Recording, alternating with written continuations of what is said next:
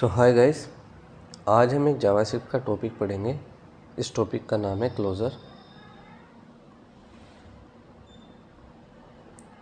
JS का topic है, interview के पर्पज़ से काफ़ी इम्पोर्टेंट है। ठीक है, इंटरव्यू के पर्पज़ से ही हम इसको यहाँ पे पढ़ेंगे। सिंपल पहले मैं एक छोटा सा एग्जांपल दे देता हूँ। एग्जांपल में कुछ नहीं है, 2 पॉइंट्स है, बस वो याद रखनी है। उसके बेस पे हम फिर कोडिंग करेंगे जिससे ये हम ईजिली समझ आ जाए। ये हमारे पास एक बैंक अकाउंट है, ठीक। इस बैंक अकाउंट के अंदर मान लीजिए आपका बैंक अकाउंट है और इस बैंक अकाउंट के अंदर आपके 1000 रुपये सेव, 1000 रुपये इसमें पड़े हुए। बस इतनी चीज़ आपको ध्यान रखनी है। आपका एक बैंक अकाउंट है, उस बैंक अकाउंट के अंदर 1000 रुपये पड़े हुए हैं। इसको मैं कोडिंग से लिखता हूँ। जब भी आप किसी फंक्शन को बनाते हो तो उसे फंक्शन कीवर्ड के साथ बनाया जाता है, ये आप लोग जानते हो। मान लो मैंने बैंक अकाउंट बना दिया, बैंक अकाउंट के नेम से एक फंक्शन बनाया। फंक्शन जब भी शुरू होता है कर्ली ब्रेसेस से, वो वहाँ पे एंड भी होता है। मैंने एक वेरिएबल इसके अंदर डिक्लेयर कर दिया, मान लो लेट के नेम से m, जिसके अंदर 1000 रुपये। कोई दिक्कत नहीं। जब किसी वेरिएबल को बनाते हैं तो उसे कॉल करने के लिए फंक्शन के बाहर उसका नेम भी लिखते हैं। मान लो मैंने इसे यहाँ से कॉल किया और यहाँ पे m वेरिएबल जो है रन हो जाएगा। अगर मैं इसे प्रिंट भी करना चाहूँ तो मैं यहाँ पे कंसोल लिख के उसे प्रिंट कर सकता हूँ। बट इशू क्या है, मान लीजिए अगर आप इस वेरिएबल को यहाँ पे एक्सेस करना चाहते हैं, यहाँ पे, तो इशू ये है कि अगर आप इस बॉडी के बाहर इस वेरिएबल को एक्सेस करेंगे यहाँ पे, तो ये एक्सेसिबल नहीं होगा, क्योंकि ये variable as a private variable treat किया जाता है। ठीक है, ये क्या है, एक प्राइवेट वेरिएबल बन चुका है। प्राइवेट मतलब कि ये केवल इसी बॉडी के अंदर एक्सेसिबल है, इसी बॉडी के अंदर पब्लिक है, बाहर से हम इसको एक्सेस नहीं कर सकते। तो हम इसको प्राइवेट वेरिएबल के नेम से बोलेंगे। m क्या है, एक प्राइवेट वेरिएबल। पहला हमारे पास इंटरव्यू का यही होता है कि जो भी इसके अंदर वेरिएबल बना है वो प्राइवेट वेरिएबल है, और क्लोजर जो है वो प्राइवेट वेरिएबल को एक्सेस करने के लिए यूज़ किया जाता है। अब हम समझेंगे यहाँ पे क्लोजर का क्या रोल आता है। हमने एक फंक्शन बनाया बैंक अकाउंट के नेम से,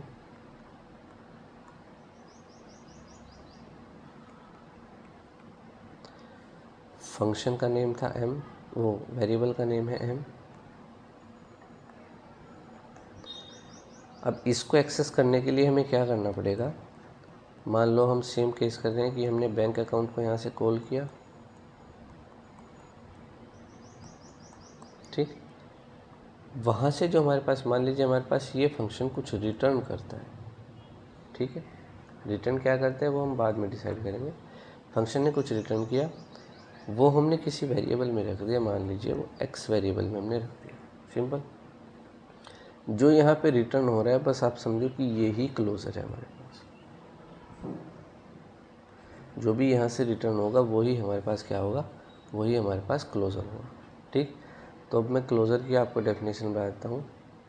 मान लीजिए यहाँ पे क्लोजर है। क्लोजर की पहली कंडीशन ये होती है कि इस फंक्शन के अंदर यहाँ से यहाँ तक, इस लाइन को छोड़ के जितना भी कोड होगा, मान लो यहाँ भी कुछ कोड था, यहाँ भी कुछ कोड था, यहाँ भी था, रिटर्न के बाद तो हो नहीं सकता। जो भी कोड यहाँ पे होगा सबसे पहले वो एग्जीक्यूट होगा, उसके बाद ये क्लोजर वाली लाइन चलेगी। पहली कंडीशन ये होती है। सो मान लीजिए जितना भी कोड था वो रन हो गया है, एम के अंदर हमारे पास वेरिएबल भी आ गई है। तो क्लोजर सिंपल एक फंक्शन होता है। तो अगर मैं आपको इस क्लोजर की डेफिनेशन यहाँ बताऊँ जो मैं लिखता हूँ, मान लीजिए ये क्लोजर वो है जो हमने यहाँ पे लिखा है, ये वाला। तो सिंपल क्लोजर एक फंक्शन होता है, और फंक्शन को लिखने के लिए हमें पता है सबसे पहले फंक्शन कीवर्ड का यूज़ होता है। कुछ भी आप फंक्शन ले सकते हैं। मान लीजिए आपने कहा गेट मनी के नेम से आपने एक फंक्शन बना दिया, इसकी डेफिनेशन यहाँ पे लिख दी। डेफिनेशन में जो भी आप लिखना चाहे वो लिख सकते हैं, बट हमारा मेन पर्पज़ है इस वेरिएबल को एक्सेस करना। एक्सेस मतलब कि इस वेरिएबल को इस लूप से बाहर भेजना, और बाहर भेजने के लिए हमें क्या करना पड़ेगा, इस वेरिएबल को यहाँ से रिटर्न करना पड़ेगा। तो हमने रिटर्न कर दिया m, ठीक है। तो यहाँ क्लोज़र के अंदर आप ये वैल्यू समझ सकते हैं कि वो फंक्शन यहाँ पे डिफाइन हो रहा है। सिंपल, मैं आपको यहाँ बना के भी दिखा देता हूँ कि वही फंक्शन सेम हम यहाँ लिखेंगे। फंक्शन हमने कह दिया फंक्शन था a, इसकी बॉडी है, यहाँ से हमने रिटर्न कर दिया m को। सिंपल, जब भी आप इसको कॉल करेंगे, इससे क्या हुआ, एक बैंक अकाउंट क्रिएट हुआ, ठीक है जी। उसके बाद हमने क्या है, उस वेरिएबल को एक्सेस करना है। तो एक्सेस करने से आप समझ सकते हैं कि आप उसको प्रिंट करा के देख सकते हो अभी के लिए कि वो एक्सेसिबल है या नहीं है, या आप उसका यूज़ भी कर सकते हो।